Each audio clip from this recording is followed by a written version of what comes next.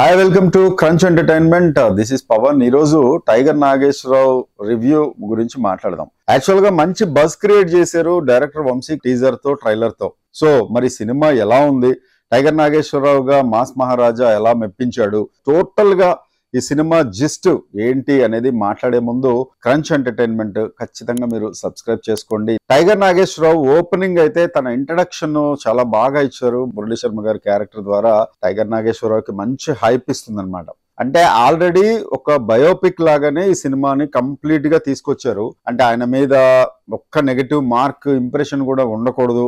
ఆయన ఎందుకు చేశాడు అంటే ఆయన ఒక రాబిన్ హుడ్ తరహాలో చూపించాలనే చాలా గట్టి ప్రయత్నం చేశాడు అనిపిస్తుంది. సినిమా కన్నా ముందు స్టూవర్ట్పురం వెళ్ళి బాపట్ల దగ్గర ఉన్న స్టూవర్ట్పురం లోపల టైగర్ నాగేశ్వరరావు గారి బంధువులతో, స్నేహితులతో అందరితోటి మాట్లాడి ఓవరాల్ గా ఒక బైండెడ్ స్క్రిప్ట్ తయారు చేసుకొని ఆయన రకరకాల ప్రొడక్షన్ హౌసెస్ కి వెళ్ళడం, ఆ తర్వాత ఎవ్వరూ ఆయన్ని దగ్గరికి రానికపోవడము, లేదు దొంగ కథ కదా మేము తీయమని అనడం, ఆ తర్వాత రవితేజ గారికి చెప్పడం, అభిషేక్ అగర్వాల్ గారు ఈ సినిమా నేను తీస్తాను అని చెప్పి ముందుకు రావడం, అభిషేక్ అగర్వాల్ ఆర్ట్స్ అనే పేరుతోటి. సో ఈ సినిమాని ఎలా ప్రజెంట్ చేశారు అంటే దొంగ హంతకుడు అనేది పక్కన పెడితే ఆయన మీద ఎలిగేషన్స్ కూడా ఉన్నాయి. అంటే దొంగతనాలు మాత్రమే కాదు, హత్యలు కూడా చేశాడు అని. ఫస్ట్ హాఫ్ చాలా బాగా చేశాడు టైగర్ నాగేశ్వరరావు. చాలా యంగ్ గా ఉన్నప్పుడు ఎలాంటి దొంగతనాలు చేశాడు, రాబరీస్ కొన్ని ఉంటాయి, ఆ సీన్స్ కూడా చాలా బాగా చేశారు. అయితే దానికి సంబంధించి సెకండ్ హాఫ్ లోపల ఫస్ట్ హాఫ్ కి సంబంధించిన కొంత ప్యాచప్ అనేది సెకండ్ హాఫ్ లో పెట్టుకుంటారు ఎవరైనా సరే, అది జనరల్ గా జరిగే విషయం. సెకండ్ హాఫ్ మాత్రం కొంచెం దానికి దీనికి సంబంధం లేనట్టుగా సాగదీస్తున్నట్టుగా ఉంటుంది. అలాగే లవ్ స్టోరీ, లవ్ ట్రాక్ కూడా కొంచెం ట్రాక్ తప్పినట్టే అనిపించింది. లవ్ స్టోరీ కూడా దీనిలో అంతగా అతకలేదు. ఇక ఇందులో క్యారెక్టర్స్ ఎలా చేశారనే దాన్ని మనం మాట్లాడుకుందాం. రవితేజ అయితే అసలే మాస్ మహారాజా, ఆయనకి ఇలాంటి తరహా రోల్ ఇస్తే ఎలా చేస్తాడు అనేది అందరికీ తెలిసిన విషయమే. అన్ని సినిమాల్లో మనం చూసాము. విక్రమార్కుడి సినిమాలో కూడా దొంగగా ఎలా చేశాడు, కాకపోతే అందులో కామెడీగా చేశాడు. ఇందులోపల అవుట్ అండ్ అవుట్ ఇచ్చిపడేశాడని చెప్పొచ్చు. కిక్ సినిమా లాగా ఆయన లుక్ కూడా చాలా రోజుల తర్వాత ఆయన లుక్ ఆయనకు వచ్చిందా అని అనిపించింది. ఎందుకంటే ఈ మధ్యకాలంలో అంత మంచి లుక్ తోటి, పర్సనాలిటీ తోటి, ఫేస్ గ్లామర్ కూడా ఆయనకి మళ్ళీ రిటర్న్ అయిపోయింది అని అనిపించింది. సినిమా చూస్తే లుక్ అండ్ ఫీల్ చాలా బాగా ఇచ్చారు. సరే, ఇక హీరోయిన్స్ విషయానికి వస్తే గాయత్రి భరద్వాజ్ ఓకే, గానీ నూపూర్ సనన్ క్యారెక్టర్ అయితే అసలు ఎంత తక్కువ మాట్లాడుకుంటే అంత బెటర్. ఇంటర్వెల్ బ్యాంగ్ గురించి మాట్లాడితే ఈ సినిమాలో ఇంటర్వెల్ బ్యాంగ్ మాత్రం 15 minutes సీట్లో ఎడ్జ్కి కూర్చుని చూసేలాగా అనిపిస్తుంది. అంత బాగా ఇచ్చారు.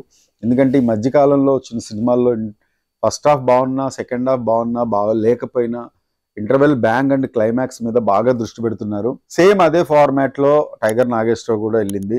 ప్రీ క్లైమాక్స్ నుండి 30 minutes పాటు హైలైట్ చేసుకుంటూ వెళ్ళారు. ఇందులోనే రేణు దేశాయ్ గారి రోల్ కూడా చాలా తక్కువే ఉంటుంది, బట్ ఇంపాక్ట్ బాగా క్రియేట్ చేస్తుంది. చాలా ఇంపార్టెంట్ రోల్ హేమలత లవణం అనే క్యారెక్టర్ ని రేణు దేశాయ్ గారు చేశారు. ఈ సినిమా తర్వాత ఆవిడకి వరుసగా ఆఫర్స్ రెగ్యులర్ గా వచ్చే అవకాశాలు కూడా ఉన్నాయి. చాలా బాగా చేశారు ఆవిడ కూడా ఆఫ్టర్ లాంగ్ టైం. అలాగే నాజర్, మురళీ శర్మ వాళ్ళ పాత్రల మేరకు వాళ్ళు నటించారు.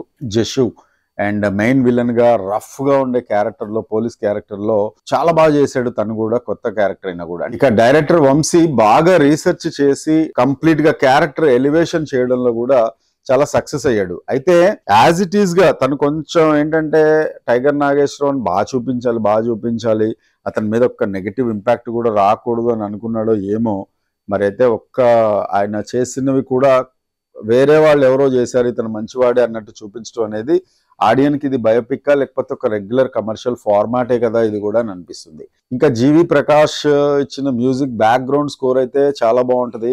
అలాగే 1-2 పాటలు మినహా చెప్పుకోదగ్గ సాంగ్స్ కూడా అంత సూపర్ డూపర్ గా ఏ ఉండదు. సో ఇది వన్ టైం వాచ్ మూవీ లాగా అనిపించింది నాకైతే. దీనిలో కూడా బ్యాక్గ్రౌండ్ స్కోర్ తప్ప అండ్ కొన్ని ఫైట్స్ మినహా కొంచెం సాగదీత అనిపించింది. అలాగే కెమెరా వర్క్ మాత్రం చాలా అద్భుతంగా ఉంది. ఇంటర్వెల్ బ్యాంగ్ సూపర్ గా ఉంటుంది.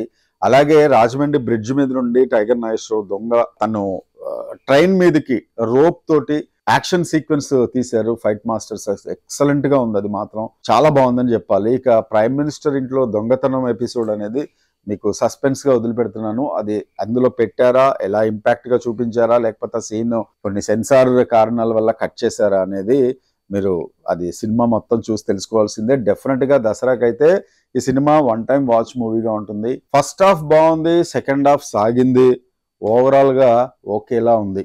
ఇది ఒక్కటి నేను చెప్పగలను సినిమా గురించి.